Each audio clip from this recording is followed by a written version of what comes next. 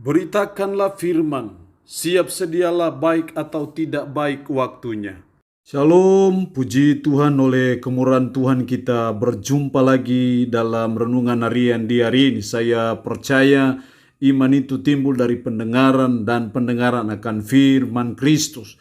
Karena itu mendengarkan firman sesuatu yang sangat penting untuk pertumbuhan rohani kita. Mengawalinya mari kita berdoa. Puji syukur hari ini kami naikkan kepadamu ya Allah.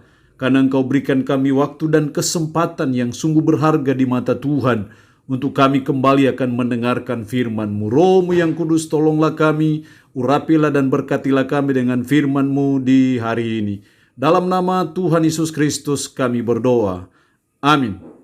Nats firman Allah yang menjadi perenungan kita bersama di hari ini saya ambil dari 1 Korintus pasal 10 ayat 23 sampai dengan ayatnya yang ke-33. Secara khusus saya akan baca ayatnya yang ke-31.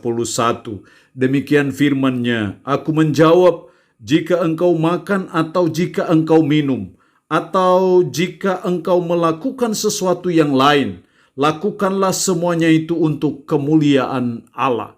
Demikian kebenaran firman Allah hari ini yang mengajar kita, menasihati kita, lakukanlah semuanya itu untuk kemuliaan Allah.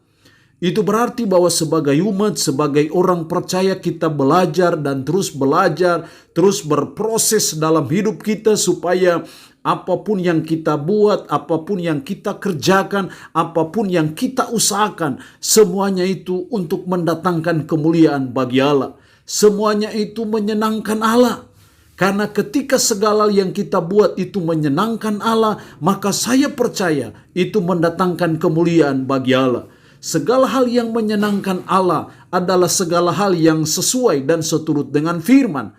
Jadi ketika kita hidup sesuai dan seturut dengan firman, maka hidup kita menyenangkan Allah. Dan ketika hidup kita menyenangkan Allah, maka di situ juga Allah dimuliakan. Lakukanlah semuanya itu. Artinya segala hal.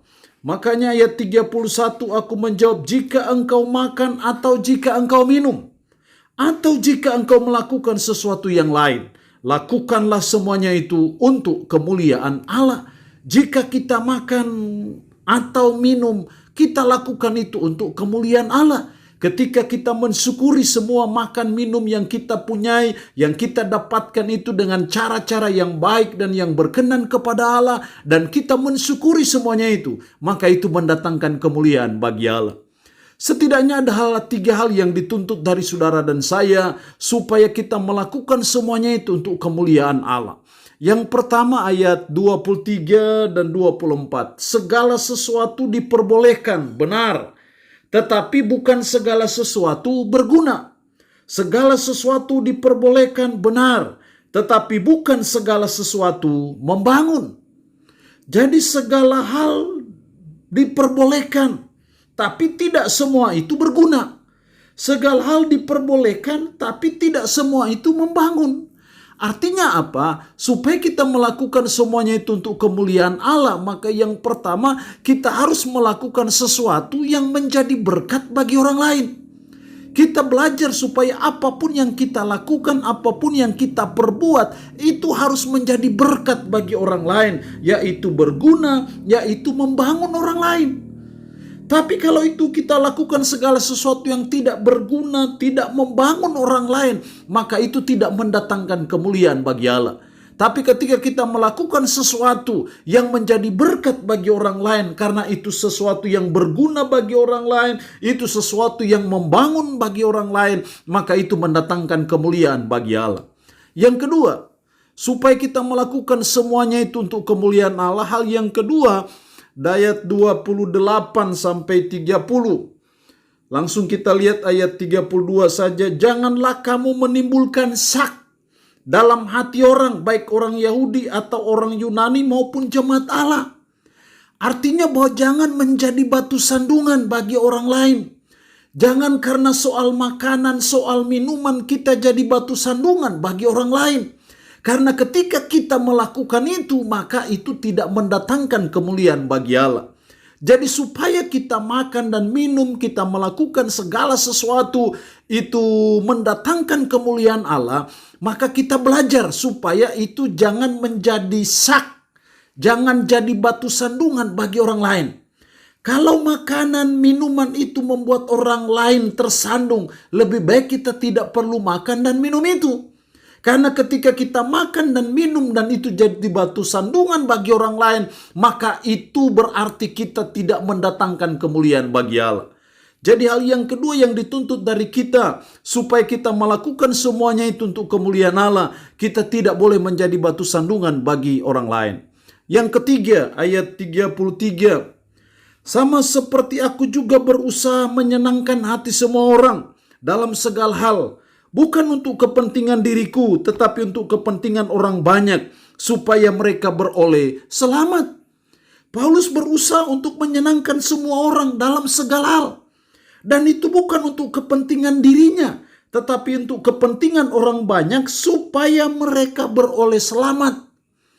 Hal yang ketiga yang dituntut dari kita supaya melakukan semuanya itu untuk kemuliaan Allah, kita harus melakukan sesuatu dengan motivasi untuk mendatangkan keselamatan bagi orang lain. Kita berusaha melakukan apa saja untuk supaya orang lain bisa memperoleh keselamatan. Dan keselamatan itu hanya bisa diperoleh karena dia percaya ataupun beriman kepada Yesus Kristus.